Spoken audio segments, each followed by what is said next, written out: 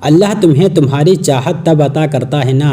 جب تم اس کے ہر فیصلے پر راضی ہو جاتے ہو، اس کی رضا کو اپنی رضا سمجھ لیتے ہو۔ تمہارا ٹوٹنا ضروری ہوتا ہے یہ بتانے کے لیے کہ اللہ کے سوا تمہارا کوئی نہیں ہے۔ تم جس سے بھی اللہ سے بڑھ کر امید لگاتے ہو اسی کے ہاتھوں توڑے جاتے ہو۔ دنیا کے سہارے مکڑی کے جالوں سے بھی زیادہ کمزور ہوتے ہیں، اور جب تم ان سہاروں سے جڑ جاتے ہو اور پھر توڑ دیے جاتے ہو، اس کا مقصد تمہیں درد پہنچانا ہرگز نہیں بلکہ اپنے رب کی پہچان کروانا ہوتا ہے۔ اور جب تم اپنے رب کی پہچان کر لیتے ہو تب اس کی رضا میں راضی رہنا بھی سیکھ لیتے ہو، اور پھر وہ وقت آتا ہے کہ اللہ تمہاری رضا پر کن کہہ دیتا ہے،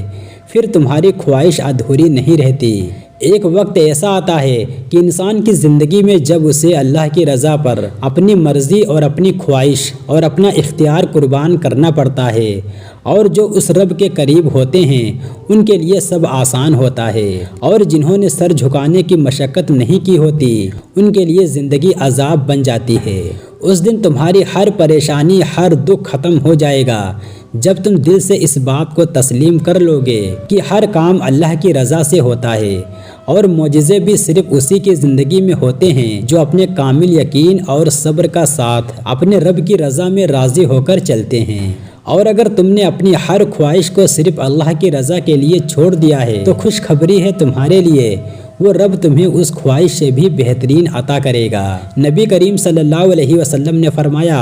جو لوگوں کی ناراضگی میں اللہ کی رضا کا طالب ہو تو لوگوں سے ملنے والی تکلیف کے سلسلے میں اللہ تعالیٰ اس کے لیے کافی ہوگا، اور جو اللہ کو چھوڑ کر دنیا کی رضا میں مشغول ہوتے ہیں تو وہی لوگ اس کی زندگی کو بے چین کر دیتے ہیں۔ اور جانتے ہو وہ کون سا صبر ہے جس کا صلہ تم تک دوگنی رفتار سے پہنچتا ہے؟ تو سنو، ایسا صبر جس میں شکوہ نہ ہو، بے بس ہو جانے کے بعد بھی تم چلنا نہ چھوڑو، تکلیف کے بعد بھی مسکرانا نہ چھوڑو۔ یہی وہ صبر ہے جس کا بدلہ اللہ ایسا دیتا ہے کہ انسان شکر کے آنسو بہاتا ہے۔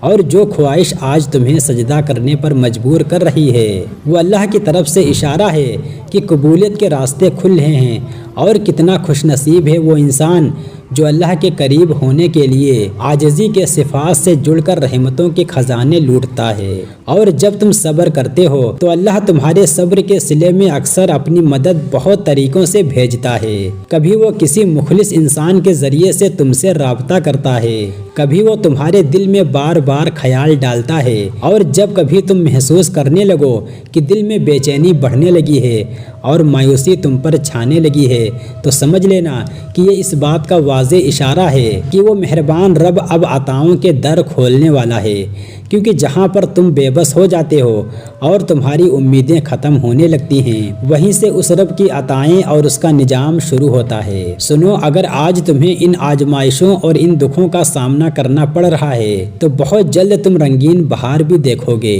سنو، جو اللہ کر رہا ہے بس راضی رہو، تمہاری یہ رضا، یہ صبر اس رب کو بڑا پسند ہے۔ مطمئن رہو، تمہاری یہ دعائیں، صبر، یہ آنسو ضائع نہیں جائیں گے۔ اللہ تمہاری چاہتوں کے وہ سارے خزانے تمہاری جھولی میں بھر دے گا جس کے تم منتظر ہو انشاءاللہ۔